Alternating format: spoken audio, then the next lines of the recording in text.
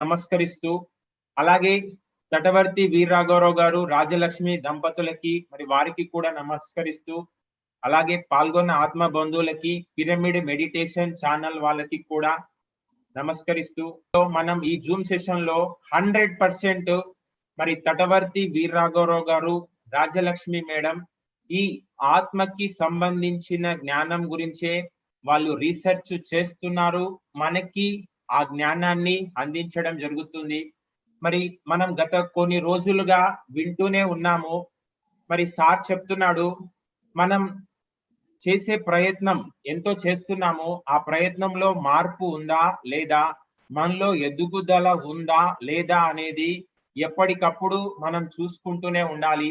మరి మనం ఎప్పుడైతే ఈ ఆత్మ జ్ఞానం పొందాలి అని మనం ఈ మార్గంలో వచ్చామో, మరి పొందిన వాళ్ళ ప్రవర్తన ఎలా ఉంటుందో అని ఒక 14 సెషన్లు చేసుకొని మనం ఇప్పుడు 15వ సెషన్లోకి అడుగు పెట్టాము. మరి ఈ 14 సెషన్లో సారు మనకు ఎన్నో విషయాలు ఎన్నో కోణాల్లో వివరించడం జరిగింది. మరి మొట్టమొదటి క్లాస్ లో మరి దేహ సుఖాలకి, దేహానికి, దేహకరమైన కార్యక్రమాలకి ప్రాధాన్యత ఇవ్వరు, ఆత్మపరమైన కార్యక్రమాలకి ఆసక్తి చూపిస్తారు. మరి ఎంతసేపు ఆత్మశక్తిని పెంచుకోవడానికి ప్రాధాన్యత ఇస్తారు అని చెప్పడం జరిగింది. అలాగే సమయాన్ని వృధా చేయరు. మరి మనం ఏ పనైనా సరే ఏం చేయాలి అంటే నిరంతరం చేస్తూనే ఉండాలి. అది ఫెయిల్యూరా సక్సెసా అనేది కాదు, మనం మన యొక్క ప్రతి సెకండ్ కూడా ఉపయోగించుకోవాలి. మరి మనం చూసే శక్తి ఉంది, వినే శక్తి ఉంది, మాట్లాడే శక్తి ఉంది. మరి ఇవన్నీ కూడా దేంతో జరుగుతున్నాయి అంటే ఆత్మశక్తితో జరుగుతున్నాయి. కాబట్టి ఈ చూసే శక్తి దేనికోసం కేటాయించాలి అంటే ఆత్మ కోసం కేటాయించాలి. ఈ వినే విషయాలన్నీ కూడా ఆత్మకి సంబంధించిన విషయాల గురించి వినాలి. మరి మాట్లాడే విషయాలు అన్ని కూడా దేనికి సంబంధించి మాట్లాడాలి అంటే ఆత్మకి సంబంధించిన విషయాల గురించే మాట్లాడాలి. అలాగే ఆత్మజ్ఞాని విమర్శలు పట్టించుకోడు. మరి మనలో వీసమంతా అయినా సరే మానసికంగా ఎంతమంది ఎన్ని విమర్శలు చేసినా మరి బయట కానీ మన అంతరంలో కానీ ఎటువంటి బాధ మనకు ఉండదు. మరి ఈ లోకం ఏంటి అంటే కాకులు, ఇనుప ముక్కులు. ఈ లోకం మంచి చేసినా విమర్శిస్తుంది, చెడు చేసినా విమర్శిస్తుంది, నువ్వేం చేయకపోయినా విమర్శిస్తుంది. మరి మనం ఎప్పుడు సమాజం ఏమనుకుంటుందా అని చెప్పి ఎప్పుడు మనం పట్టించుకోవాల్సిన అవసరం లేదు. మరి మనం చేసేది చేసుకుంటూ పోవాలి. మరి ఇంకా చెప్పాలి అంటే చావుకు భయపడరు. మరి అందరూ ఏంటి అంటే చావు అంటే భయపడుతున్నారు. ఎటువంటి పరిస్థితుల్లో ఉన్నా సరే అందరికీ ఇంకా బ్రతకాలి అన్న ఆశే ఎప్పుడు ఉంటుంది. మరి ఎందుకు చావుకు భయపడుతున్నాము అంటే మరణం తర్వాత జీవితం గురించి తెలుసుకోకపోవడం వల్ల మనం చావు అంటే భయపడుతున్నాము. ఎప్పుడైతే మరణం తర్వాత జీవితం గురించి మనం తెలుసుకుంటామో అప్పుడు ఈ ఆత్మకి ఏంటి అంటే పుట్టుక ఒక సంబరమే, చావు కూడా ఒక సంబరమే. అలాగే ఇంకొక విషయం ఏంటి అంటే మరి ఆత్మజ్ఞానికి ఇదంతా కూడా ఏంటి అంటే ప్రస్తుతం జరుగుతున్న జీవితం అంతా కూడా ఒక కళ లాంటిది. రాత్రి కళ, నిద్ర ఎంతసేపు ఉంటుంది అంటే రాత్రంతా ఉంటుంది. ఈ జీవితం అంతా కూడా ఏంటి అంటే పగటి కళ. మరి ఈ పగటి కళ అనేది ఎంత వరకు ఉంటుంది అంటే ఈ జీవితం ఉన్నంత వరకే. మరి మనము ఏం చేయాలి అంటే మన పాత్రని అద్భుతంగా పోషించాలి. అలాగే ఆత్మజ్ఞాని ఎప్పుడు ఏం చేయాలి అంటే తను ఏ లక్ష్యం అయితే చేరాలి అనుకుంటున్నాడో ఆ లక్ష్యం పైనే తన దృష్టి పెట్టాలి. ఇప్పుడు చూడండి, మనం ఎన్నో ఊర్లు తిరుగుతూ ఉంటాము, మళ్ళీ అక్కడ ఎంతో మందిని కలుస్తూ ఉంటాము. అక్కడ ఎన్ని గొడవలు జరుగుతున్నా, అక్కడ ఎటువంటి పరిస్థితులు ఉన్నా సరే మనం మళ్ళీ చివరికి ఏం చేస్తాము అంటే మన ఇంటికి వచ్చేస్తాము. అలాగే మనం కూడా ఏం చేయాలి అంటే మనం చేరవలసిన లక్ష్యం పైన దృష్టి పెట్టాలి.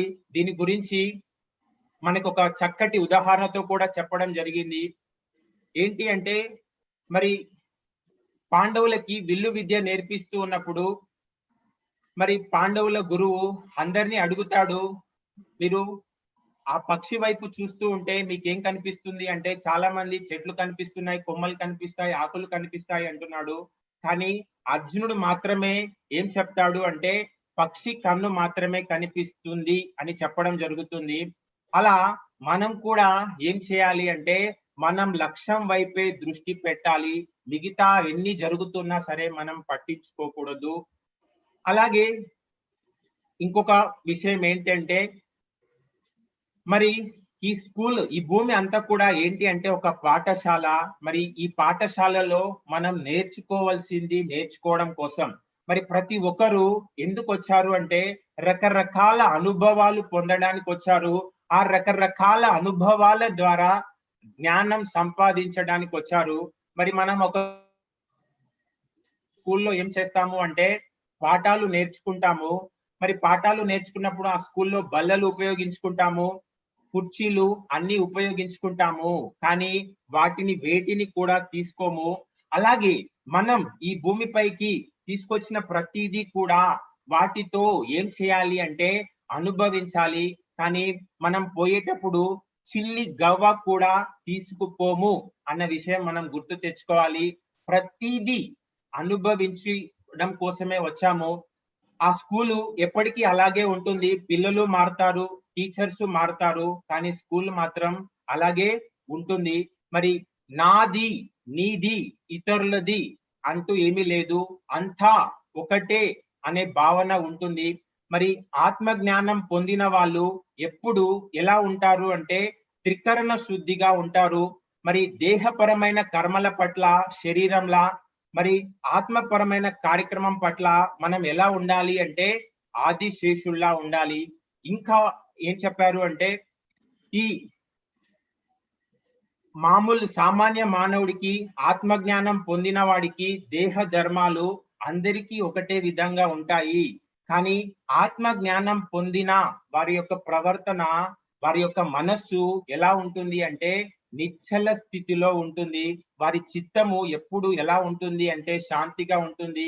మరి ఈరోజు పత్రికారు కూడా చెప్పడం జరిగింది. అందరి పరిస్థితి ఎలా ఉంది అంటే ఊపర్ షేర్వాణి అందర్ పరిశాని. మరి ఎంతో మంది గురువులు ఎన్నో బోధిస్తున్నారు, మనం ఎన్నో వింటున్నాము. కానీ ఏమైనా మార్పు వచ్చిందా అంటే ఎటువంటి మార్పు రాలేదు.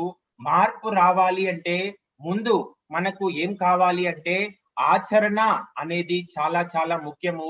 దీనికి సంబంధించి స్వామి రామ ఎగ్జాంపుల్ కూడా చాలా చక్కగా వివరించారు. మరి తటవర్తి వీరరాఘవరావు లాంటి వారికి, రాజలక్ష్మి మేడం వాళ్ళకి ఏంటంటే మన మాటల్ని బట్టి, నువ్వు నిల్చున్న స్థితిని బట్టి, నువ్వు మాట్లాడే విధానాన్ని బట్టి నీకు ఏం అర్థమైంది, నీకు ఎంత తెలుసు అనేది వాళ్ళకి ప్రతిదీ తెలుస్తూ ఉంటుంది. అలాగే స్వామి రామకు కూడా ఏం జరిగింది అంటే మరి స్వామి రామ తన గురువును కలవడానికి ముందే వెళ్తున్నప్పుడు ఏం చేశాడు అంటే 3 బంగారు నాణాలు వేయడం జరిగింది. మరి అప్పుడు స్వామి రామ ఏం చేశాడు అంటే ఆ బంగారు నాణాలని తీసుకొని జోబులో వేసుకొని మళ్ళీ వదిలిపెట్టి పోవడం అనేది జరిగింది. అంటే అలా ప్రాపంచిక విషయాలపైన ఆయన ఆసక్తి చూపించాడు అంటే ఆయన ఏదైతే నేర్చుకోవాలని వచ్చాడో ఆ ఎగ్జామ్ లో ఫెయిల్ అయినట్టే లెక్క అని చెప్పి. మరి ఒక చీమను 2గా చీల్చి మళ్ళీ ఇంకొక గురువు 2గా అతికిస్తాడు. మరి ఆ అద్భుతాన్ని స్వామి రామ చూసినప్పుడు స్వామి రామ ఆశ్చర్యపోయి మీరు ఇదంతా ఎవరి దగ్గర నేర్చుకున్నాడు అంటే నువ్వు ఏ గురువు అయితే నేర్చుకున్నావో ఆ గురువు దగ్గరే నేను నేర్చుకున్నాను అని చెప్తాడు. అప్పుడు స్వామి రామ గురువు దగ్గరికి వెళ్తే అప్పుడు చెప్తాడు, నేను అందరికీ ఒకటే విధంగా బోధిస్తాను, కానీ మీ స్థాయిని బట్టి మీరు అవగాహన చేసుకునే విధంగా ఉంటుంది అని చెప్పి. మరి ఏంటి అంటే మేధావులకి అంతా కూడా ఏంటి అంటే అహంకారం అనేది ఉంటుంది. మనం ఏ విషయాలైతే తెలుసుకున్నామో ఆ తెలుసుకున్న విషయాలని నిజ జీవితంలో ఎంతవరకు ఆచరిస్తున్నాము అనేది చాలా చాలా ముఖ్యము. మరి ఆత్మజ్ఞాని కోరికలు లేని వారై ఉన్న దాంట్లో ఎప్పుడు ఎలా జీవిస్తాడు అంటే తృప్తిగా జీవిస్తాడు. అవసరాలకు మాత్రమే పరిమితం అవుతాడు. మరి ఎటువంటి కోరికలు సంకల్పాలు అనేవి ఉండవు. మోక్షం పొందాలి అన్న ఆలోచన కూడా ఉండదు. నిరంతరం ఏం చేస్తుంటాడు అంటే ప్రయత్నం చేస్తూనే ఉంటాడు. అలాగే ఆత్మజ్ఞానికి ప్రతిదీ ప్రకృతిలోని జంతువులు, మానవులు, మరి వృక్షాలు, అడవిలో నివసించే జంతువులు కూడా అన్ని కూడా ఏంటి అంటే మిత్రులే. మరి అలా అందరితో మనం ఏం చేయాలి అంటే మిత్రత్వం అనేది చూపించాలి. మరి ఆత్మజ్ఞాని అంతా ఒకటే అనే భావనలో ఉంటాడు. మరి మనము మానవ అనుభవం పొందడానికి వచ్చిన దైవాలము. ఇంకా ప్రస్తుతం గమనిస్తే మనకు గత 3 సెషన్ల నుంచి ఆత్మజ్ఞాని ఏంటి అంటే శ్రీమంతులను చూసి జాలుపడాలి, అజ్ఞానులని భ్రమలలో ఉన్న వాళ్ళని చూసి లోపల నవ్వుతూ ఉండాలి. మరి ఆత్మజ్ఞానం పొందిన వాళ్ళకి ఏంటి అంటే మనస్సు ఆత్మతో లయం అవుతుంది. అప్పుడు వాళ్ళు ఆనంద రసామృతంతో పరిపూర్ణులు అవుతారు అని చెప్పి గత 3 సెషన్ల నుంచి దాంట్లో కూడా ఎన్నో ఉదాహరణలతో ఎంతో అద్భుతంగా వివరించడం జరిగింది. మరి ప్రస్తుతం ఆత్మజ్ఞాని పొందిన వాళ్ళ ప్రవర్తన ఎలా ఉంటుంది పార్ట్ 15 లో మనం అడుగు పెడుతున్నాము. మరి ఈ అవకాశం ఇచ్చిన మీ అందరికీ కూడా ధన్యవాదాలు.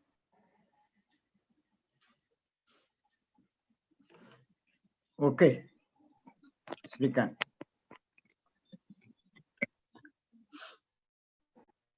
అందరికీ నమస్కారం. కార్యక్రమం ప్రారంభించే ముందు గురువుగారు అయినటువంటి పత్రి గారికి ఒక్కసారి మళ్ళా మనం ధన్యవాదాలు చెప్పుకుంటూ కార్యక్రమం ప్రారంభిద్దాం. ఎందుకు ఇలా ముందు మనం పత్రి గారిని తలుచుకుని కార్యక్రమాలు ప్రారంభించుకుంటున్నామంటే ఆయన వల్లే, ఆయన ద్వారానే ఎంతటి జ్ఞానాన్ని మనమంతా సంపాదించుకోగలుగుతున్నాం. మనమే కాదు, కొన్ని వేల మంది, లక్షల మంది ప్రపంచవ్యాప్తంగా అద్భుతమైనటువంటి ఆత్మజ్ఞానులుగా తయారయ్యారు. ఆత్మజ్ఞానం అంటే సామాన్యుడు కాదు. ఈరోజు ఉదయం మరి పత్రి గారు మనకి ఒక అద్భుతమైన కాన్సెప్ట్ ఇచ్చారు. ఏంటంటే అది శాస్త్రీయ దృక్పథం అనే సబ్జెక్ట్. దాన్నే ఇంగ్లీష్లో సైంటిఫిక్ టెంపర్మెంట్. ఇది ఏంటంటే దీని యొక్క ఆయన చెప్పింది ఈ శాస్త్రీయ దృక్పథం ఎందుకు ఉండాలి అంటే ఏది గుడ్డుగా నమ్మకూడదు అంటారు. ఊరికే ఎవడో ఏదో చెప్పాడని చెప్పి అది నమ్మడము, అది చేసేయడం చేస్తే నువ్వే నష్టపోతావు. దాన్ని ముందు అధ్యయనం చేయాలి. అది కొత్త విషయం, నీకు తెలియని విషయం. ఊరికే నమ్మి చేయడం కాదు, దాని మీద అధ్యయనం చేయాలి. ఎవరైతే అధ్యయనం చేస్తారో అసలు సత్యం ఏంటో తెలుసుకుంటారు. అప్పుడు దాన్ని అనుసరిస్తారు, మరి ఆచరిస్తారు. అప్పుడు జీవితంలో లాభం పొందగలుగుతారు. ఎంతసేపు వాళ్ళు చెప్పారు అని నమ్మి చేస్తే నష్టపోయేది మనమే. విషయం ప్రతి ఒక్కరూ అవగాహన చేసుకోవాలి. ఆ రకమైనటువంటి ఈ శాస్త్రీయ దృక్పథం ఉంటే కనుక చాలా లాభం పొందుతాం, జీవితంలో చాలా ఉన్నత స్థితికి ఎదుగుతాం. మరి చాలామంది గుడ్డిగా నమ్ముతారు, అలాగే మూర్ఖంగా జీవిస్తారు, మూఢంగా ప్రవర్తిస్తారు. మూర్ఖత్వ అంటే ఏంటంటే తాను పట్టుకున్న కుందేలుకి 3 కాళ్ళు. ఇంకా ఆడు చెప్పేదే కరెక్ట్ తప్ప ఇంకేది వినడాడు. ఎన్ని చెప్పినా సరే నీకేం తెలుసు అంటాడు. పైగా దెబ్బలాడతాడు. నువ్వు చెప్పేది రాంగ్ అంటాడు. నేను చెప్పేది సత్యంరా అంటే ఎండే ఆ సత్యం అంటే ఏంటో ఆడికి తెలియదు. అలాంటి వాడిని మూర్ఖుడు అంటారు. వాడికి శాస్త్రీయ దృక్పథం లేనట్టే లెక్క. అలాగే ఇంకా కొంతమంది మూఢంగా ప్రవర్తిస్తూ ఉంటారు. మూఢత్వం అంటే ఏంటంటే అందరూ ఏది చేస్తే అది చేస్తారు. అంతేకాని దాని మీద విశ్లేషణ చేసి మరి అధ్యయనం చేసి అసలు సత్యం ఏంటో తెలుసుకోవడం కాదు. అలాగా. కానీ ఎవరికి శాస్త్రీయ దృక్పథం ఉన్నట్టంటే ఎవరికైతే వివేకం ఉంటుందో వాళ్ళకే. వాళ్ళు ఆలోచిస్తారు. ఏది తీసిపడేరు. అంగీకరించరు, తీశారు. నిర్ణయానికి రారు. అటువంటి వాళ్ళు జీవితంలో బాగా ఎదుగుతారు, లాభం పొందుతారు. అదే పత్రి గారు చెప్పింది. మరి నిజంగా పొద్దున్న పత్రి గారు చెప్తూ ఉంటే నాకు చాలా ఆశ్చర్యం వేసింది. ఎందుకంటే నా జీవితంలో పత్రి గారు ప్రవేశించినప్పటి నుంచి చాలా ఆశ్చర్యం వేసేవి ఆయన చెప్పే విషయాలన్నీ. ముందు నమ్మేవాడిని కాదు నేను. చాలా విరుద్ధంగా ఉన్నాయి. పత్రి గారు ఏమి విషయాలు చెప్తున్నా అన్నీ సామాన్యులు ఆచరించేదానికి చాలా విరుద్ధంగా ఉన్నాయి. ఇదేంటి ఇలా చెప్తున్నారు ఈయన? అప్పటిదాకా నేను ఆచరించే వాటికి చాలా విరుద్ధంగా కనిపించింది. అంచేత గమ్ముని నమ్మలేకపోయాను. కానీ ఊరికే తీసి పడేయలేదు. అంతటి మహానుభావుడు చెప్తున్నాడు అంటే ఏదో ఉంటుంది కారణం అని వాటి మీద అధ్యయనం చేయడం, పుస్తకాలు తిరగేయడం, ఇంకా కొంతమందితో డిస్కస్ చేయడం, ఇవన్నీ చేస్తూ ఉంటే చివరికి ఆయన చెప్పింది అక్షర సత్యము అన్నది తెలుసుకున్నాను. అలా మొదటి నుంచి నాకు చూస్తే ఒక్కొక్క విషయం. ముందు ఆయన ఏం చెప్పారంటే, నువ్వు దేహం కాదు అన్నారు. మతిపోయింది. నువ్వు ఆత్మ అన్నారు. నేను దేహం కాకపోవడం ఏంటి? నేను ఆత్మ ఏంటి? ఆత్మ అన్న పదం అప్పుడే విన్నాను నేను. ఎంతోమంది గురువులు ఉపన్యాసాలు అయ్యి విన్నాం. కానీ ఒకవేళ ఆత్మ అనే పదం వాళ్ళు వాడుంటే వాడుండొచ్చు. కానీ దాని మీద వాళ్ళంతా స్ట్రెస్ చేయకపోవడం వల్ల దాన్ని పెద్దగా మనం పట్టించుకోలేదు. ఆయన మీద అవగాహన లేదు. నేను ఆత్మ ఏంటి? చాలా ఆశ్చర్యపోయాను.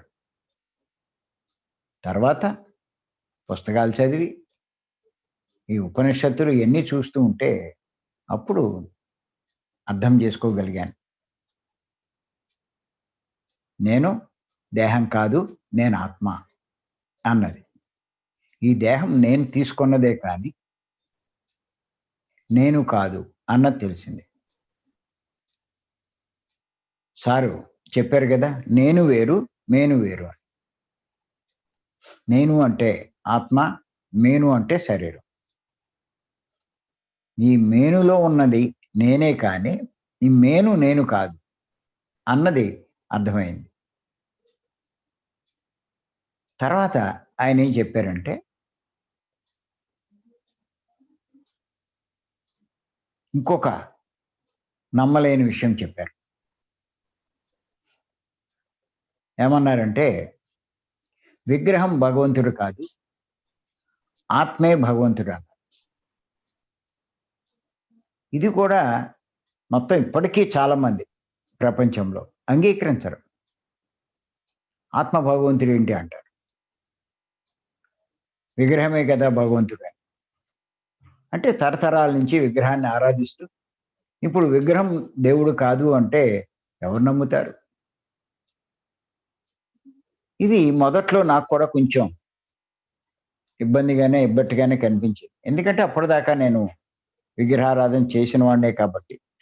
కానీ అంతటి పెద్ద ఆయన చెప్తున్నాడు అంటే ఏదో ఉంటుంది అని తెలుసుకోవడానికి ప్రయత్నం చేస్తే ఆయన చెప్పింది సత్యము అన్నది అర్థమైంది. అలా విశ్లేషణ చేసి మన వివేకంతో సత్యాన్ని తెలుసుకోవడమే శాస్త్రీయ దృక్పథం అంటే అని పత్రి గారు చెప్పడం జరిగింది. తర్వాత ఇంకో విషయం చెప్పారు. నా జీవితంలో ఆయన నుంచి తెలుసుకున్నవి. ఏం చెప్పారంటే, నువ్వు మానవుడు కాదు, నువ్వే దేవుడు అన్నారు. ఇది ఇంకా మరీ ఒక బాంబు పేలినట్టయింది. చిన్నప్పటి నుంచి, పుట్టినప్పటి నుంచి దేవుడు ఎక్కడో ఉంటాడు. ఆయన గొప్పవాడు, చాలా శక్తిమంతుడు. ఆయన్ని మనం ఆశ్రయిస్తే మన కష్టాలు తొలగిస్తాడు అని ఎన్నో ఆరాధనలు చేసి, పూజలు చేసి, ఎన్నో రకాలైనటువంటి ప్రయత్నాలు చేసి, మొక్కులు మొక్కుకొని అన్నీ చేస్తూ ఉంటే, సడెన్‌గా ఆయన నువ్వే ఆ దేవుడు అన్నారు. ఏ దేవుడిని నువ్వు పూజ చేస్తున్నావో, ఆ దేవుడే నువ్వు అన్నారు. అహం బ్రహ్మాస్మి అని వేదాల్లో ఉన్నటువంటి వాక్యాన్ని ఆయన చెప్పడం జరిగింది. ఇక్కడ మళ్ళా ఇంకోసారి అప్సెట్ అయ్యారు. ఏంటి ఈయన ఇలా చెప్తున్నారు అని మొదట్లో కొంచెం కంగారు కలిగింది కానీ, తర్వాత తర్వాత చెప్పిందే కరెక్టు అనేది అర్థమైంది. ఇలా ఒక్కొక్క విషయం చెప్తుంటే చాలా ఆశ్చర్యమేసింది. తర్వాత ఏమన్నారంటే, మనం మాంసాహారులం కాదు, శాకాహారులం. మనం మాంసం తినకూడదు, శాకాహారమే తినాలి. ఇది కూడా అంటే యాక్చువల్‌గా నేను శాకాహారిని కాబట్టి ఇది పెద్ద నాకంత విచిత్రంగా ఏమీ అనిపించలేదు గానీ, చాలామంది మాంసాహారులున్నారు. వాళ్ళందరికీ ఇది ఇప్పటికీ రుచించట్ల. ఏదో కొంతమంది అంగీకరించారు కానీ, ఈ మార్గంలోకి వచ్చిన వాళ్ళు.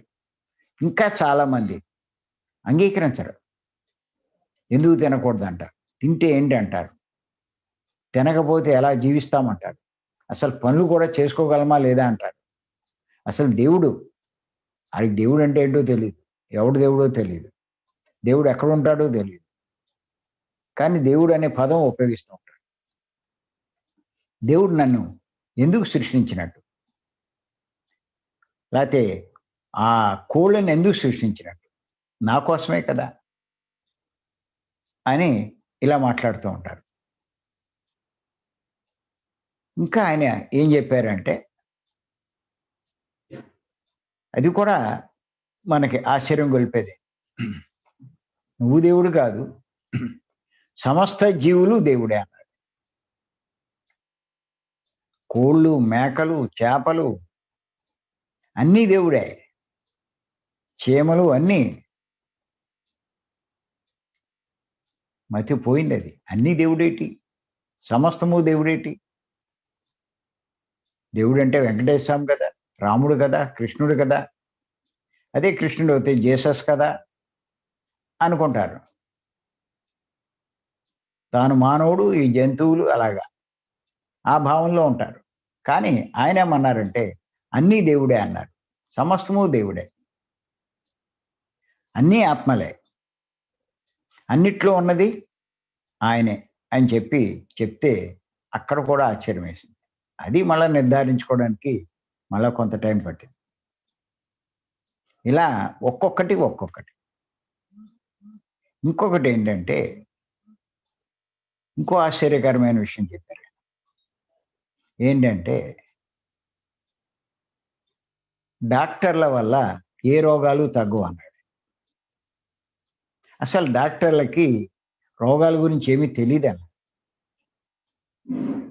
ఇది ఆశ్చర్యం గొలుపుతుంది మనకి. అదేంటిది? ప్రపంచమంతా డాక్టర్లు దగ్గరికి వెళ్తున్నారు.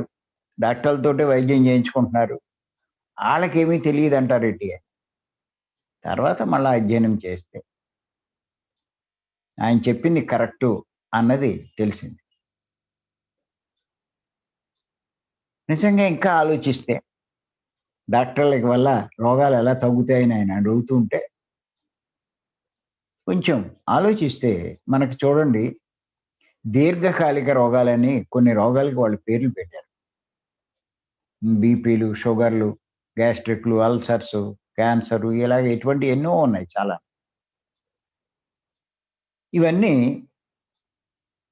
షుగరు ఇటువంటియన్నీ. జీవితాంతం దాని మందులు వాడుతూనే ఉండాలి. అది తగ్గవన్నారు. వాళ్ళే ఒప్పుకున్నారు. అంటే మరి నిజంగా డాక్టర్లకి అన్నీ తెలుసుంటే వీటిని తగ్గించాలిగా. కొన్నిటిని తగ్గించి, కొన్నిటిని తగ్గించకపోవడం ఏంటి?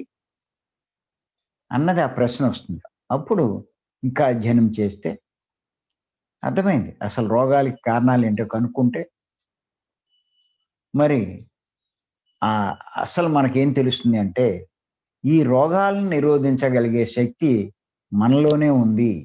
అదే ఆత్మశక్తి. ఆ శక్తిని పెంచుకుంటే ఏ రోగం మన దరిదాపుల్లోకి రాదు అన్నది మనకి అర్థమవుతుంది. ధ్యానం సర్వరోగ నివారణి ఆయన చెప్తే ఇది ఆశ్చర్యమే. ఇలాగా ఆయన చెప్పేవి సకల భోగ కారణి. ధ్యానం చేస్తే అన్ని భోగాలు ఉంటాయి. ఇదేలాగా ఇంకా ఆయన దగ్గర నుంచి నేర్చుకున్నవి ఆశ్చర్యం గొలిపేవి. నీ వాస్తవానికి నువ్వే సృష్టికర్త అన్నాడు. అంటే మనకు కష్టం వచ్చినా, భోగం వచ్చినా, ఆనందం వచ్చినా దానికి నువ్వే కారణం అన్నాడు.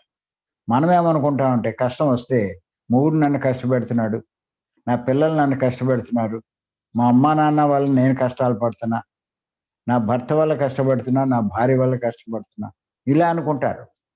ఆయన ఏమన్నారంటే అన్నిటికీ నువ్వే కారణం అన్నాడు. ఇది ఆశ్చర్యంగానే అనిపించింది. ఇలా ఒక్కొక్కటి వింటూ ఉంటే. చాలామంది ఉద్దేశ్యం ఏంటంటే కష్టం వస్తే ఏంటో దేవుడు ఇలా కష్టపెడుతున్నాడు. దేవుడికి ఇంకా నా మీద దయ కలగలేదు అని దేవుడి మీద తోస్తూ ఉంటాడు. అన్నిటికీ నువ్వే కారణం.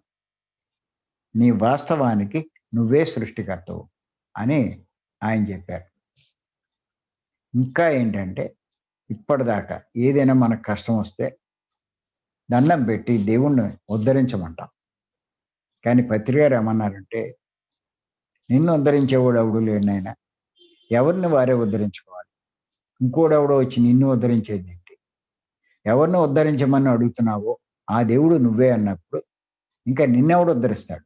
నిన్ను నువ్వే ఉద్ధరించుకోవాలి అని చెప్పి ఆయన చెప్తే ముందు కొంచెం ఆశ్చర్యం వేసిన తర్వాత తర్వాత కరెక్టు అని. ఆయన ఎన్నిటికీ ఏవైతే ఇప్పుడే చెప్పారో అవన్నీ మన జీవితంలో వాస్తవ రూపం రావాలి అంటే రెండే 2 చెప్పారు. హింస వదులు, హంసను పట్టుకో, మాంసాహారం మాను, శ్వాస మీద ధ్యాస ఉంచి ధ్యానం చేయి. ఇదే ఆయన చెప్పింది. అప్పుడు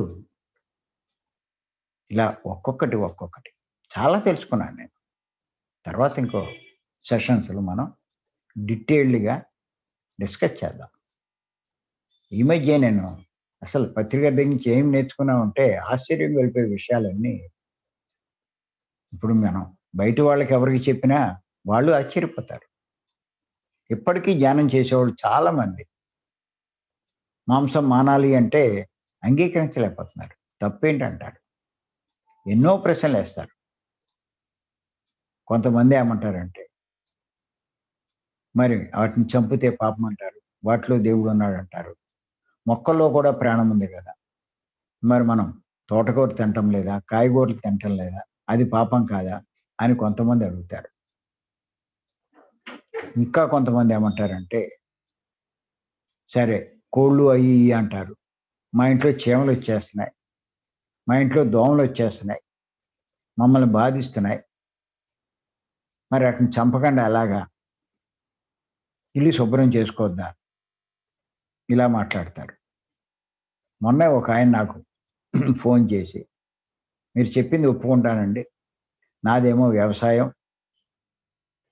పొలంలో మరి చీడపీడలు పట్టకూడదంటే మరి మందులు కొట్టాలి.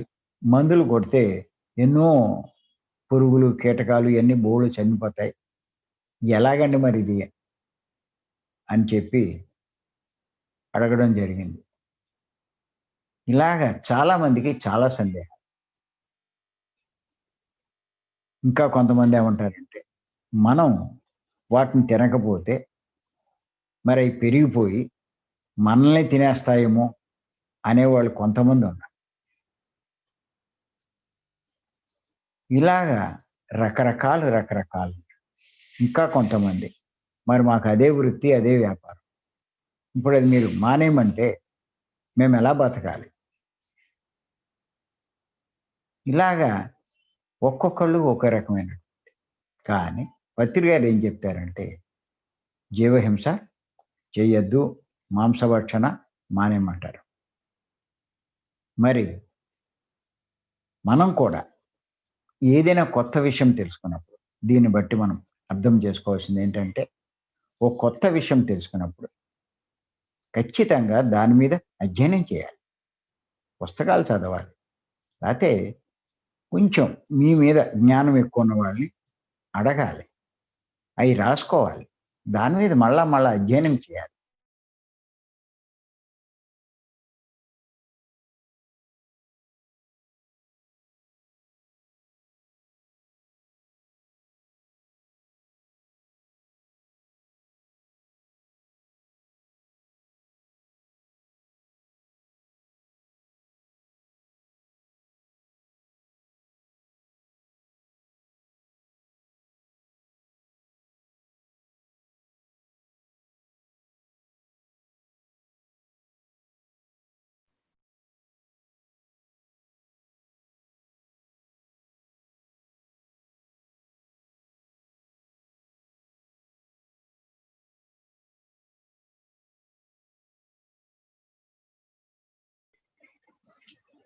ఒక పాయింట్ టు పాయింట్ కనుక మధ్యలో మనం చూసినట్లయితే భూమి గుండ్రంగా ఉంటుంది. మరి పాయింట్ ఇక్కడ ఉండి ఈ పాయింట్ ఇక్కడ ఉంటే ఇది కర్వ్ అవుతుంది కానీ స్ట్రైట్ లైన్ ఎలా అవుతుంది? అంచేత అది కరెక్ట్ అన్నాడు ఆయన. ఇలాగా ఒకళ్ళని మించినటువంటి ఒకళ్ళు థీరీలు చెప్తూ ఉంటారు. అలాగా ఈ ఆధ్యాత్మిక మార్గంలో కూడా ఒకళ్ళు మించిన జ్ఞానులు ఇంకోళ్ళు ఉంటారు. ఏది తీసి పడేయకూడదు. ప్రతీదీ మనం అధ్యయనం చేయాలి. అందుకే బుద్ధుడు ఏమంటాడంటే, ఏదో గుడ్డిగా ఎవడో చెప్పాడని చేయొద్దు అంటారు. తరతరాల నుంచి వస్తుందని కూడా చేయొద్దు అంటారు. అయితే దాన్ని నీకు అనుభవంలోకి వచ్చినప్పుడు అప్పుడు దాన్ని నమ్ము అంటారు. అంతేకాని గుడ్డిగా నమ్మద్దంటారు. అదే పత్రి గారు చెప్తున్నారు. అంచేత ఆత్మజ్ఞానం సంపాదించడానికి మనం ప్రయత్నం చేస్తున్నాం కాబట్టి ఈ విషయాలన్నీ మనం దృష్టిలో పెట్టుకోవాలి. ఇవన్నీ ఎంత దృష్టిలో పెట్టుకుంటే జీవితంలో అంత లాభం పొందుతాం. లేకపోతే నష్టపోయేది మనమే. ఇంకొకటి, ఆత్మజ్ఞాని ఎప్పుడూ ఆనందంగా ఉంటాడు. అజ్ఞాని ఎప్పుడూ దుఃఖంలో ఉంటాడు. ఎవడు ఆత్మజ్ఞాని అంటే దుఃఖంలోంచి బయటపడిన వాడే ఆత్మజ్ఞాని. ఆత్మజ్ఞానికే శాస్త్రీయ దృక్పథం ఉంటుంది. Scientific temperament. ఒక సైంటిస్ట్ ఎలా అన్నిటినీ రీసెర్చ్ చేస్తూ ఉంటాడో ఈ ఆధ్యాత్మిక మార్గంలో రీసెర్చ్ చేయాలి. ఇంచుమించు నా జీవితంలో కూడా నేను చేసిన పని అదే. ఈ క్లాసులు చెప్పడం మొదలెట్టిన తర్వాత చాలా చోట్లకి వెళ్ళేవాడిని, చాలా మందిని కలిసేవాడిని, ఎన్నో క్లాసులు చెప్పేవాడిని, ఎన్నో విషయాలు చెప్పేవాడిని. చెప్తూ ఉంటే వాళ్ళు ఒక్కొక్క చోట ఒక్కొక్క రకమైన ప్రశ్నలు వేసేవారు. కొన్ని మనకు తెలుసున్నవి ఉండేవి, కొన్ని మనకు తెలియనివి కూడా ఉండేవి. అలాగే ఎంతోమంది ఎన్నో సమస్యల గురించి ప్రస్తావించేవారు, చెప్పేవారు. ఎలాగండి ఈ సమస్యలు? ఎలా బయటపడాలి? ఏంటి? అసలు ఎందుకు నాకు ఇలా వచ్చింది? ఇలాగా అడిగేవారు. అప్పుడు నేనేం చేశానంటే తెలిసిన మటుకు చెప్పేవాడిని. లేకపోతే తర్వాత చెప్తా అనేవాడిని. తర్వాత ఇంటికి వెళ్ళిన తర్వాత ఆ విషయాల మీదే బాగా ఆలోచించేవాడిని. ఏంటి? వాళ్ళు అడిగిన దానికి మనం ఏం చెప్పాలి? అంతేకాదు మరి వాళ్ళ సమస్యకి కారణం ఏంటి? నేను వెంటనే ఊరికే ధ్యానం చేయండి పోతుంది అని గమ్ముని చెప్పేవాడిని కాదు. మన వాళ్ళు ఏంటంటే గమ్ముని దేనికైనా ధ్యానమే అంటారు. మరి దేనికైనా ధ్యానం అంటే మరి సమస్యలు పోని వాళ్ళు చాలామంది ఉన్నారు. వాళ్ళంతా అడుగుతారు. ధ్యానం చేస్తున్నాను నేను ఇన్ని నెలల నుంచి చేస్తున్నాను. నా ఇంకా పోలేదేంటి? కారణం ఏంటి అంటారు. అంచేత అస్సలు నేను ఫస్ట్ యేసుకునే ప్రశ్న ఏంటంటే, ఈ సమస్య వీడి జీవితంలో ఎందుకొచ్చింది? దానికి కారణం ఏంటి? అన్న ప్రశ్న యేసుకున్నాం. దానికి ఆన్సర్ వస్తేనే పరిష్కారం అన్నది దొరికేది. ఇంచేతంటే ఎవరైనా సమస్య తీసుకుంటారు. సమస్య వల్ల వచ్చే నష్టాలు కూడా చెప్తారు. ఒక కుటుంబ బాంధవ్యాలు సరిగ్గా లేవు. ఓ భార్యాభర్తకు, తండ్రి కొడుక్కి. ఎందుకు లేవండి? ఇంట్లో ఏంటో గొడవ, అశాంతి, పడట్లేదు ఇలాగంటూ ఉంటారు.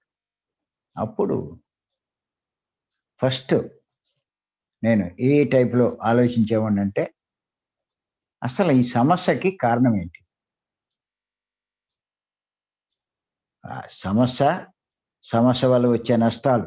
సమస్య ఆ గొడవలుంటే, బాంధవ్యాలు సరిగ్గా లేకపోతే సుఖశాంతులేముంటాయి? ఆ జీవితం ఉన్నా ఒకటే, లేకపోయినా ఒకటే. కొన్ని కొన్ని సంసారాలు విడాకుల దాకా ఎళ్ళిపోతాయి. అంచేత ఆ నష్టాలు పెద్ద చెప్పాల్సిన పనేమి లేదు. ఎవడెవడో అనిపిస్తూనే ఉన్నాడు. కానీ పరిష్కారం అంటే పెద్దలంతా ఏం చెప్తారంటే, ఒక్కొక్కళ్ళు ఒక్కో దేవుడు అనుసరిస్తూ ఉంటారు. ఎవరు ఏ దేవుడిని అనుసరిస్తారో ఆ దేవుడిని ఆశ్రయించమంటారు. అంటే ఆరాధించమంటారు. అప్పుడు నీ సమస్యలు పోతాయి. ఇదే చెప్తారు ఎంతసేపు. అప్పుడు మరిది అందరూ చెప్పేదదే. ఎక్కడ పోతున్నాయి? బాంధవ్యాలు ఎక్కడ సరవుతున్నాయి? లేతే ఇంకా కొంతమంది ఏమంటారంటే, ఏదో వాడిని క్షమాపణ అడుగు, లేతే ఇది జరుగు, కుటుంబంలో సెట్ అయిపోతుంది ఇలాగంటారు. ఇయన్నీ పరిష్కారం కాదు. వెంటనే నేను ఏం చేసేవాడినంటే, ముందు అటువంటి పరిస్థితి వాళ్ళిద్దరికీ ఎందుకు తేడా వస్తుంది కుటుంబంలో, సంసారంలో? ఆ సమస్య ఎందుకు ఉత్పన్నమైంది? అనేటువంటి ప్రశ్న యేసుకునేవాడిని. అప్పుడు కొన్ని విషయాలు బయటపడేవి. దాని మీద అధ్యయనం చేసేవాడిని. కరెక్ట్ ఇది. అంటే ఈ బాంధవ్యాలు మళ్ళా సరిగ్గా ఉండాలి అంటే, ఈ లోపాలన్నీ సరిజేసుకోవాలి అని దాని మీద చెప్పడమే కాదు, పుస్తకం కూడా నేను రాయడం జరిగింది. ఇలా ఒక్కొక్క విషయం మీద ఇంచుమించు 40 పుస్తకాలంటే సామాన్యమైన విషయం కాదు. ఇంకా ఇప్పుడు రాయాలి అంటే ఇంకో 10, 15 పుస్తకాలున్నాయి. ఇన్ని పుస్తకాల్లో ఎన్ని విషయాలు ఉదహరిస్తున్నాం.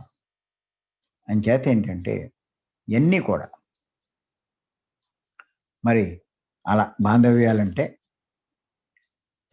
కొన్ని పాయింట్లు నేను తెలుసుకోవడం జరిగింది.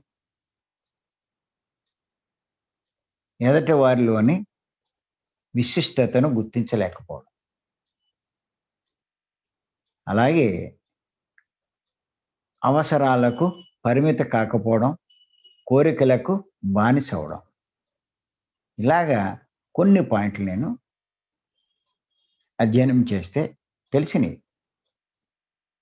ఆ విషయాలే అందరికీ నేను చెప్పడము, మీరు ఈ కోణంలో ఆలోచించి వాటిని మీరు సరిజేసుకోండి.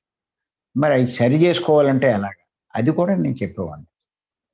ఎందుకు ఎదుటి వాళ్ళు విశిష్టత గుర్తించలేకపోతున్నాడు అంటే, వాళ్ళలో లోపాలు ఎందుకు వీడు చూస్తున్నాడు అంటే, గొప్పతనం చూడట్లేదు, లోపాలు చూస్తున్నాడు. దానికి కారణం వీళ్ళో లోపం. ఏ లోపాలైతే వీళ్ళలో ఉంటాయో, అయ్యే అవతల వాళ్ళలో కనిపిస్తాయి. అవతల వాడిలో లోపం కనపడకూడదు అంటే, వీళ్ళో లోపం లేకుండా చేయాలి. అంటే వీడిని వీరు ముందు సరి జేసుకోవాలి. అంటే ఏదైనా సరే వాడి దగ్గరికి వస్తది. లోపం అక్కడ అవతల ఉండదు. వీడి దగ్గరే ఉంటుంది. మరి వీడిలో లోపం సరి చేయాలంటే మళ్ళా అది ఆ ప్రశ్న అలా ప్రశ్నకి ఆన్సర్ వచ్చేదాకా అలా ప్రశ్న వేసుకుంటూనే ఉంటాను నేను. చూస్తే మరి మనలో లోపాలు ఉండడానికి కారణం ఏంటి అంటే, ఎప్పుడైతే మనం తమో గుణము, రజో గుణంలో ఉంటామో అప్పుడు మనలో లోపాలు ఉంటాయి. ఎప్పుడైతే మనం సాత్వికంలోకి వస్తామో అప్పుడు మనలో లోపాలు ఉంటాయి. ఎప్పుడైతే మనం సాత్విక గుణంలోకి వచ్చి లోపాలు సరి చేసుకుంటామో మనకి ఎదటి వాళ్ళలో లోపాలు కనిపించవు. అందుకే పత్రి గారు అంటారు, ఎవరిని విమర్శించద్దు, ఎవరి గురించి నిర్ణయాలు చేయొద్దు అంటారు. అసలు మనం విమర్శించకుండా ఉన్నాం. కానీ ఎప్పుడైతే ఇది మనం అర్థం చేసుకుని ఆ స్థాయికి మనం వస్తామో, సాత్విక గుణంలోకి వస్తామో అప్పుడు ఎదుటి వాళ్ళలో విశిష్టత కనిపిస్తుంది. వాళ్ళు గొప్పతనం చేస్తే అప్పుడు వాళ్ళు మనకి ఇష్టలవుతారు. వాళ్ళతో మనం ఇష్టంగా ఉంటే అవతల వాళ్ళు కూడా మనతో ఇష్టంగా ఉంటారు. అప్పుడు ఆ బాంధవ్యాలు మరి ఏ ఇబ్బంది లేకుండా సాగుతూ ఉంటాయి. మరి మనం సాత్విక గుణంలోకి రావాలి అంటే అది కూడా మళ్ళా చాలా డీప్‌గా ఆలోచించాలి. ఊరికే చెప్తావు నువ్వు సాత్విక గుణంలోకి రావాలి అని. రావాలి అంటాడు. ఆడి చేతిలో పనా? అంత తేలికా? పత్రి గారు చెప్పారు. ఒక తమో గుణంలోంచి రజో గుణంలోకి సహజ సిద్ధంగా రావాలి అంటే 100, 150 జన్మలు పడుతుందంట. ఒక్కొక్క జన్మలో మిల్లీమీటర్, మిల్లీమీటర్ అంత మార్పొస్తుందంట. అలాంటిది ఒక జన్మ అంటే ఎన్ని సంవత్సరాలు జీవిస్తాడు. మళ్ళా దానికి ఇంకో జన్మ తీసుకోవాలంటే మధ్యలో ఎన్ని వందల సంవత్సరాలు గ్యాప్ వస్తది. ఇది తీసుకుంటే ఓ 100, 150 జన్మలు అయ్యేసరికి తమో గుణంలో రజోగుణం మారాలి అంటే ఎన్ని వేల సంవత్సరాలు పడతది.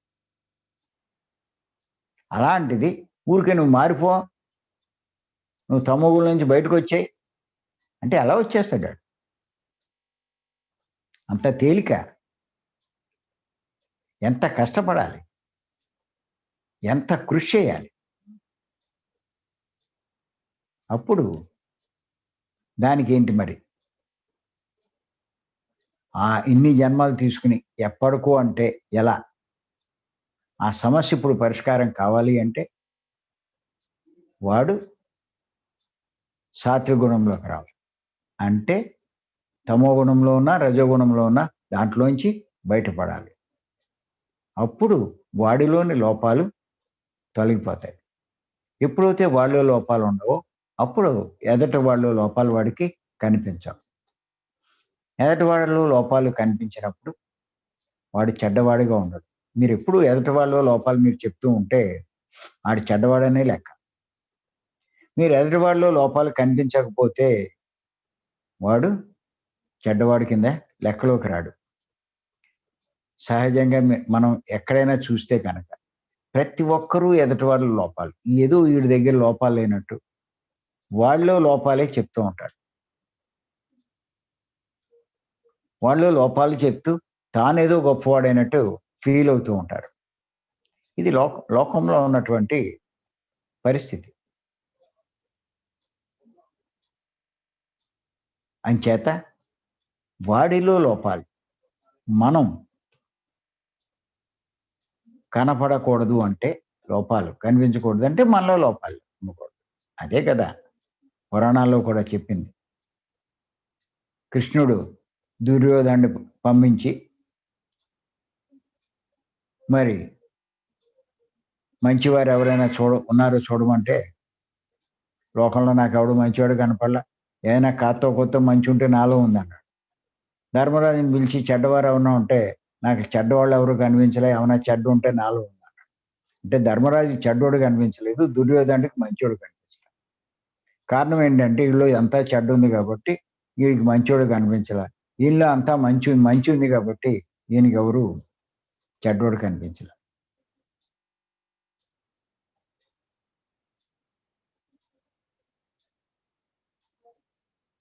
దుర్యోధనులో ఏముందో అదే అందరిలో కనిపించింది. ఆయనకంతా చెడ్డవాడిగా కనిపించాడు. ధర్మరాజులో ఏముందో అదే అందరిలోనూ కనిపించింది. ఆయనలో మంచి ఉంది కాబట్టి అందరూ మంచివాళ్ళుగా కనిపించారు. అది.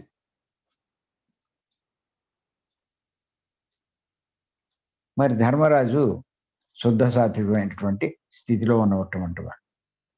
దుర్యోధనుడు రజోగుణం. అంచేత ఏంటంటే ఇవన్నీ మనం తెలుసుకోవాల్సిన అవసరం ఉంది. చాలా అధ్యయనం చేయాలి. ఆ శాస్త్రీయ దృక్పథాన్ని ఏర్పరచుకోవాలి. పత్రిక గారు చెప్పారు, ఎవరికి ఉంటుంది? ధ్యానం చేసేవాళ్ళకు ఉంటుంది. ఆధ్యాత్మిక మార్గంలోకి వచ్చేవాళ్ళకు ఉంటుంది. ఎప్పుడూ దేన్ని తీసిపడేయకండి. అది నేను చెప్పేది.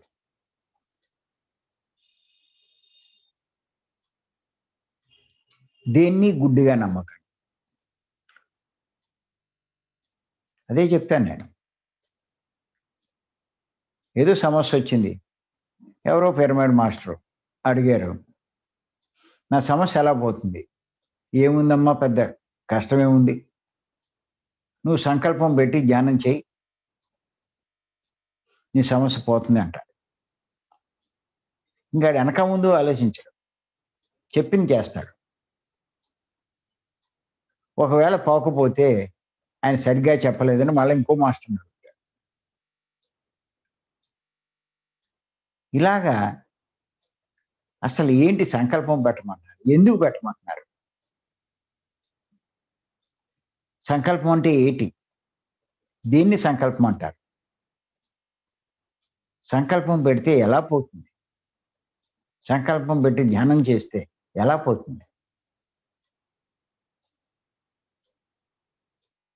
మరి ఇవన్నీ చెప్తున్నారే, కొంతమందికి పోతుంది, కొంతమందికి పోవట్లా. కొంతమందికి ఎందుకు పోయింది, కొంతమందికి ఎందుకు పోలా? అసలు వీటి అన్నిటి కారణాలు ఏంటి? ఇవన్నీ అధ్యయనం చేయకుండా గుడ్డుగా పెట్టుకుంటే పని జరిగితే పని జరుగుతుంది, లేకపోతే ఇంకోటి దగ్గరికి పోతారు.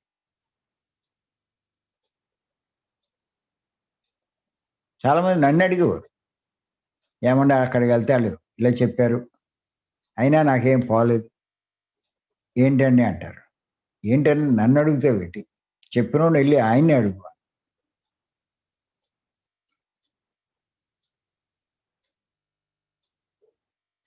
అంటే వీళ్ళకి శాస్త్రీయ దృక్పథం లేదు.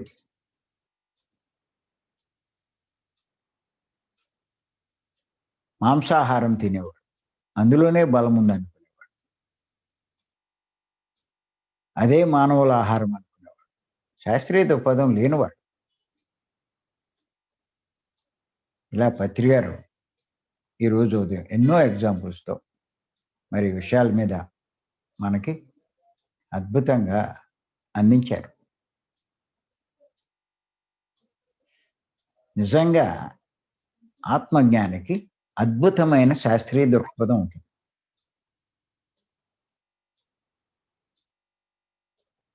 అన్నిటి మీద అవగాహన ఉంటుంది. మరి ఆ విషయాలే మనం వశిష్ఠుల వారు చెప్పినటువంటి సందేశాల నుంచి చెప్పుకుంటున్నాం, వివరించుకుంటున్నాం, విశ్లేషణ చేసుకుంటున్నాం.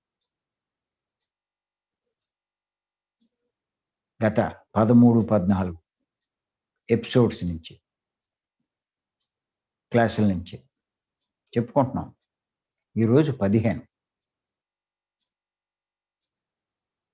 వాటి గురించి చెప్పుకుంటున్నాం.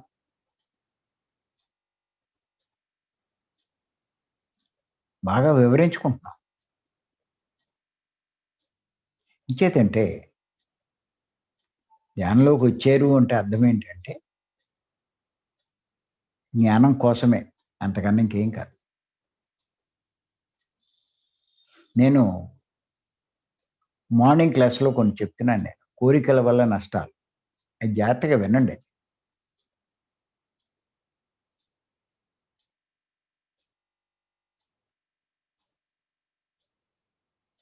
అవి కొన్ని విషయాలు చెప్పాను, ఇంకా కొన్ని చెప్పాల్సినవి కూడా ఉన్నాయి.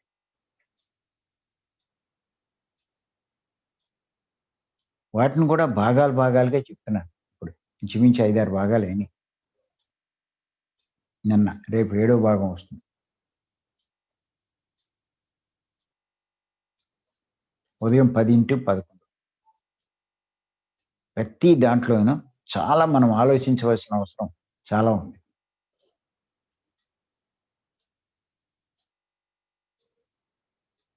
అవి కూడా చాలా భాగాలొస్తాయి. అంటే కోరికల వల్ల ఇన్ని నష్టాలున్నాయా? ఇన్ని భాగాలుంటాయా చెప్పుకోవాల్సినవి? ఆశ్చర్యమేస్తది. ఏదో 2, 3 పాయింట్లు చెప్పుకుంటాం.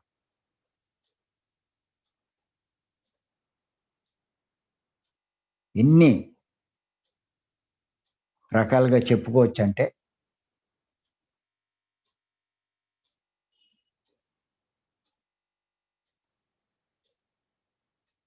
మనకి జీవితంలో ఎన్నో మార్పులు జరుగుతూ ఉంటాయి.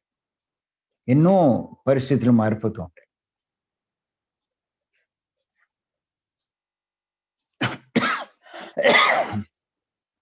కోరికల వల్ల భూమి మీద జీవించేటప్పుడు వచ్చే నష్టాలు. తర్వాత చనిపోతాం. చనిపోయేటప్పుడు కోరికల వల్ల కలిగే నష్టాలు. తర్వాత చనిపోయిన తర్వాత, చనిపోయేటప్పుడు, చనిపోయిన తర్వాత కోరికల వల్ల వచ్చే నష్టాలు. మళ్ళా చనిపోయిన తర్వాత 2 రకాలుంటారు. కొంతమంది అవగాహన చేసుకొని సహాయకుల ద్వారా పైలోకాలకెళ్ళిపోతారు. కొంతమంది ఇక్కడే ఉండిపోతారు. కోరికల వల్ల ఇక్కడున్న వాళ్ళకి నష్టాలు. కోరికల వల్ల పైకెళ్ళిన వారికొచ్చే నష్టాలు.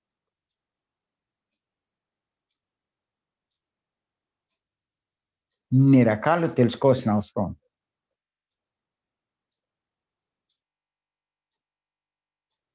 ఇంచేత చాలా లోతుగా ఆలోచించుకోవాలి ప్రతి విషయం కూడా. ఎంత విశ్లేషణ చేసుకుంటే అన్ని విషయాలు తెలుస్తాయి. తేలిగ్గా సమస్యల నుంచి బయటపడతారు. సమస్య లేకుండా చేసుకుంటారు. ఇలాంటి స్థితులన్నీ దాటిన వాడే ఆత్మజ్ఞాని.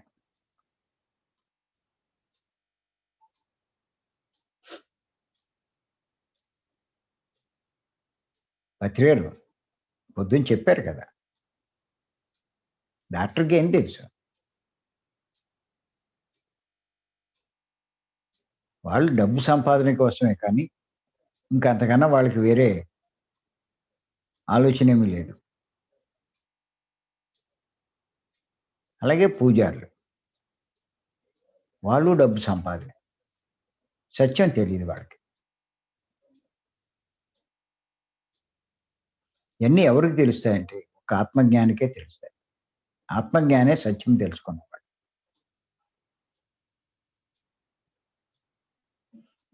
మరి మనం అటువంటి ఆత్మజ్ఞానం పత్రి గారి వల్ల మనం పొందగలుగుతున్నాం.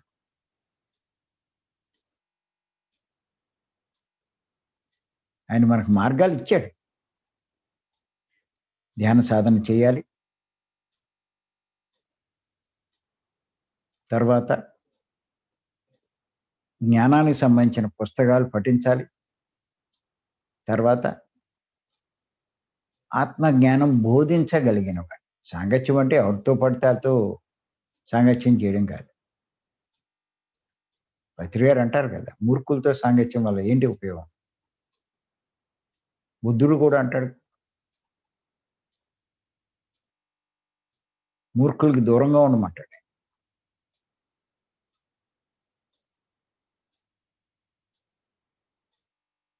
అలాంటి సమాజంలో ఉండకూడదంట. వశిష్ఠుల వారు కూడా చెప్పారు. ఆ పాయింట్‌లో కూడా ఎళ్తాం.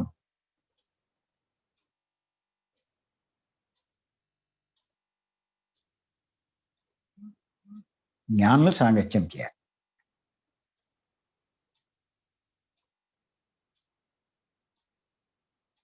ఇయన్నీ బాగా తెలుసుకోవాలి. ఊరికే ఒక్కసారి అంతా వచ్చేయదు. మెల్లిమెల్లిగా వస్తుంది, కంగారేం అక్కర్లేదు దీనికి. పత్రి గారు అంటారు కదా, ఇల్లు ఎలగగానే పండగ అయిపోతుందా? అసమస్య ఏంటి? గిన్నె పొయ్యి మీద పెట్టగానే ఉడికిపోతుంది. ఊరికే జ్ఞానంలో రాగానే ఆత్మజ్ఞానం అయిపోతామా? ఎంత కష్టపడాలి, ఎన్ని తిప్పలు పడాలి. ఏమీ కష్టపడం, ఏమీ చెయ్యం. ఏ కష్టాలు ఉండకూడదంట, ఏ సమస్యలు ఉండకూడదంట, ఎప్పుడు హాయిగా ఉండాలంట. ఎలా ఉంటుంది? కష్టే ఫలే అన్నారు. అసమస్య కాదు.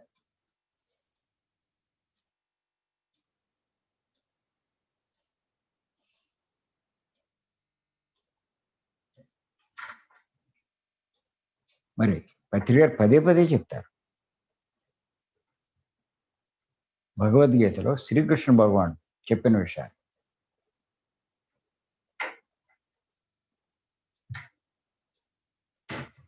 ఎన్నో జన్మలు తర్వాత మానవుడు జ్ఞానవంతుడు అవుతాడు. ఒక్క జన్మలో ఎలా అయిపోతాడు?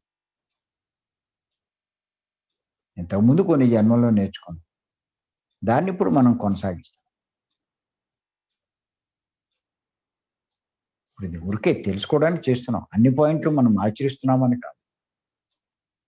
ఇందులో కొన్ని ఆచరిస్తున్నాం, కొన్ని ఆచరించవలసినవి ఉన్నాయి, కొన్ని మార్పులు మనలో వచ్చినాయి, కొన్ని మార్పులు తెచ్చుకోవాల్సిన అవసరం ఉంది. ఇది అన్ఎండింగ్ ప్రాసెస్ అంటారు పత్రి గారు.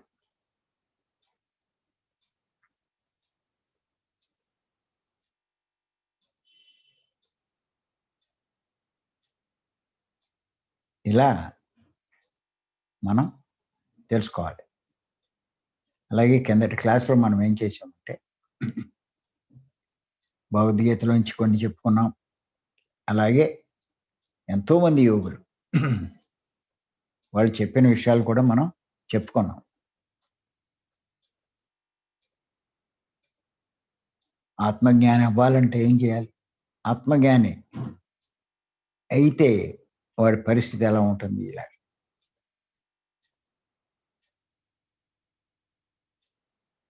అలాగే నా జీవితంలో కూడా మరి పత్రిక ప్రచురం ఇంచుమించు 18 సంవత్సరాలు, చాలా మార్పులు వచ్చినాయి. అప్పటికి ఇప్పటికి చాలా మార్పు. ఆ జీవితానికి ఈ జీవితానికి సంబంధం. అప్పుడుండే పరిచయస్తులు ఇప్పుడుండే పరిచయస్తులు సంబంధం లేదు. ఆ ఫ్రెండ్స్ వేరు, ఈ ఫ్రెండ్స్ వేరు.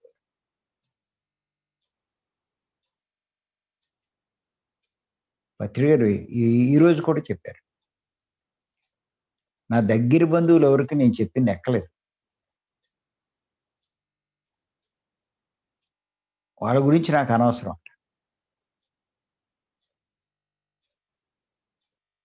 నేను చెప్పింది అర్థం చేసుకున్నవాళ్ళు కొన్ని లక్షల మంది ఉంటే వాళ్ళ గురించి నాకేంటి అంట. అదే పరిస్థితి మా జీవితంలో కూడా. మా మేడం తరఫు రాజ్యలక్ష్మి మేడం ఆవిడ బంధువర్గంలో ఒక్కడికి ఎక్కలేదు. నా బంధువర్గంలో మా తండ్రులు అన్నదమ్ములు వాళ్ళు, మా అన్నదమ్ములు వాళ్ళు, మా పిల్లలు ఎవ్వడికి ఎక్కల. మా ఇద్దరికే ఎక్కింది. చెప్పినా అర్థం కాదు. మీది మంచిదే అంటారు, మీకు పనికిరాదని వాళ్ళు ఏమంటారు. ధ్యానం కూడా మంచిది అంటారు, మేమే కూర్చోలేకపోతున్నాం అంటారు. మరి బయట ఏమంటారు మనకు తెలియదు, కానీ మన దగ్గర అనేది.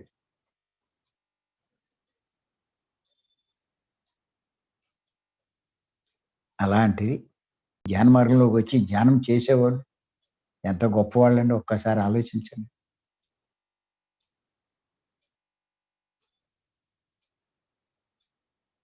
ఉన్నాయి, డబ్బులు ఉండొచ్చు, హోదా ఉండొచ్చు, అన్నీ ఉండొచ్చు, జ్ఞానం లేదు.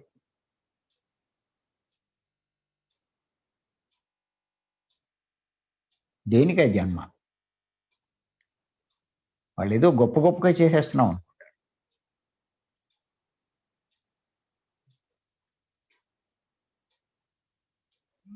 ఎంత గొప్పగా జీవించినా, ఎన్ని కోట్లు సంపాదించినా, ఎన్ని పదవులు సంపాదించినా, ఎన్ని చేసినా వేసమెత్తు జ్ఞానం సంపాదించకపోతే అవన్నీ వృధా అవుతాయి. చేసేవి ఏది ఆత్మకి లాభం లేదు. ఆత్మ అయిన వాళ్ళకి ఉపయోగం లేదు.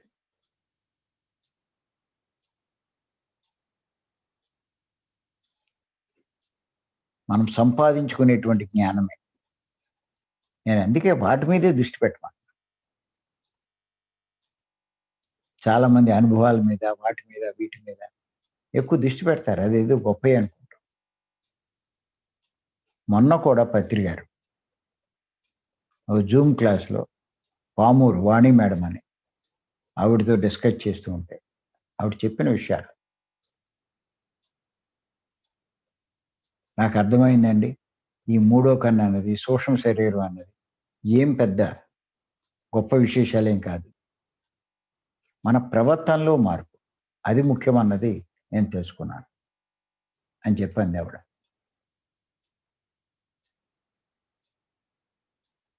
నేను కూడా అదే చెప్తున్నాను కదా! ఇవన్నీ చేస్తున్నారు. మూడో కన్ను వచ్చిందా? ఆరో కన్ను వచ్చిందా? సూక్ష్మ శరీరం వచ్చిందా? గజన్మలు చూసుకున్నారు. ఏం నేను చెప్పట్లా. మీలో ఇలాంటి మార్పులు వచ్చినాయా లేదా? అది చూసుకోమంటున్నా మీ ప్రవర్తనలో. అది కూడా ఎవరు చెప్పినవి చెప్తున్నాను నేను. వశిష్ఠుల వారు చెప్పింది చెప్తున్నా. నువ్వు ఆత్మజ్ఞాని అవుతే నీకు మూడో కన్ను వచ్చి ఉండాలి. నువ్వు సూక్ష్మ శరీరయానం చేసి ఉండాలి. నువ్వు గత జన్మలు చూసుకుని ఉండాలి. ఈ మార్గంలో అవన్నీ వస్తాయి, రావచ్చు, రాకపోవచ్చు. ఇంతకుముందు మీకు వచ్చి ఉంటే ఇప్పుడు రావు. ఇంతకుముందు రాకపోతే ఇప్పుడు రావస్తాయి. ఇప్పుడు వచ్చిన వాడు గొప్పోడు కాదు. ఇప్పుడు రానివాడు తక్కువవాడని కూడా కాదు. అయిపోయి ఇంకేం వస్తాయి? 5వ క్లాస్ చదివేశావు. నీ మళ్ళా చదువుతావేటి? దాని తర్వాత ఇది చేస్తా.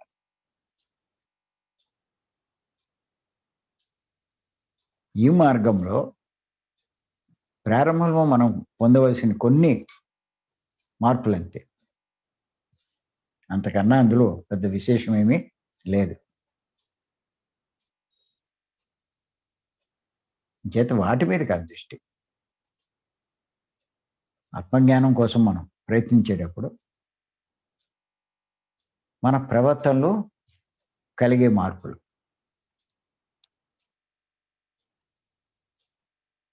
అయి మనం చూసుకోవాలి.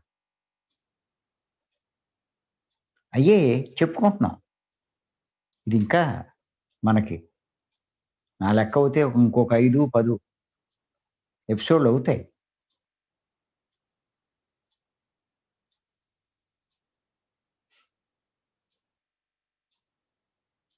ఎన్ని మనం నోట్ చేసుకుని, అందులో ఎన్ని మనం ఆచరణలోకి తెచ్చుకున్నాం. మీరు ఎంత ఎక్కువ తెచ్చుకుంటే మీరంత జ్ఞానవంతులే లెక్క. ఆచరిస్తున్నారు. తెలుసుకోవడం కాదిక్కడ. తెలుసుకోవడం పుస్తకం చదివితే అందరికీ తెలుస్తాయి. అది పెద్ద గొప్ప కాదు. ఎన్ని ఆచరించగలుగుతున్నారు దాని మీద దృష్టి పెట్టండి.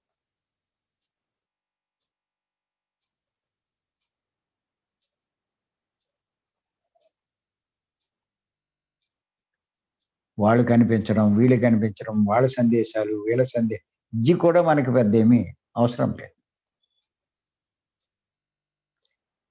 చాలామంది ఆ బాబా, ఈ బాబా, ఇలాగ ఏవో చెప్తారు. అవి కూడా పెద్ద అవసరం లేదు. పత్రి గారి కంటే ఇంకెక్కువ చెప్పేవాళ్ళు ఎవరు లేరు. వీళ్ళందరూ చెప్పేవి ఏంటో పత్రి గారికి తెలుసు. అన్నిట్లోని సారమే పత్రి గారు చెప్తున్నారు. ఇంకా అంతకన్నా ఎక్స్ట్రా మీకు ఎక్కడ దొరకదు కూడా. ఏ లోకాల నుంచి వచ్చినా, ఎవరొచ్చినా పత్రి గారి కంటే మనకు ఎక్కువ చెప్పగలరు. ఎప్పుడో వచ్చి ఏదో ఒక మాట చెప్తే ఏమర్థం? ఈ రోజు ఎన్ని చెప్తున్నాడు, రోజు ఎన్ని కోణాల్లో చెప్తున్నాడు, ఎన్ని జాగ్రత్తలు తీసుకోవాలి, ఎన్ని సంపాదించాలి, ఎలా మన ప్రవర్తన మార్చుకోవాలి. మన ప్రవర్తన మార్పు గురించే చెప్తున్నాడు పత్రి గారు.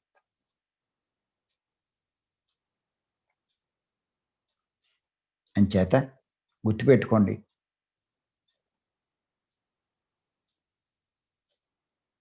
మనం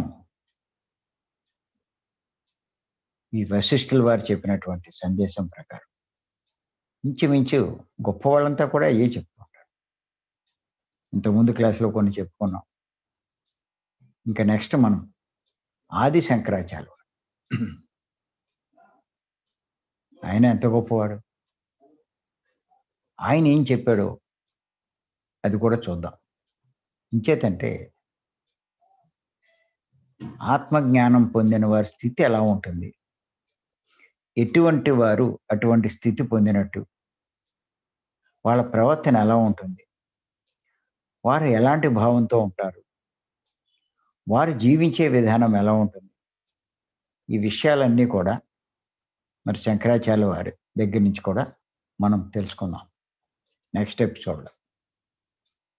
మరి ఈ అవకాశం ఇచ్చిన మీ అందరికీ నేను ధన్యవాదాలు చెప్తూ, మరి పిఎంసి వారికి అలాగే పత్రి గారికి మనం ధన్యవాదాలు చెప్పుకుంటూ ఈరోజు కార్యక్రమం ముగిద్దాం.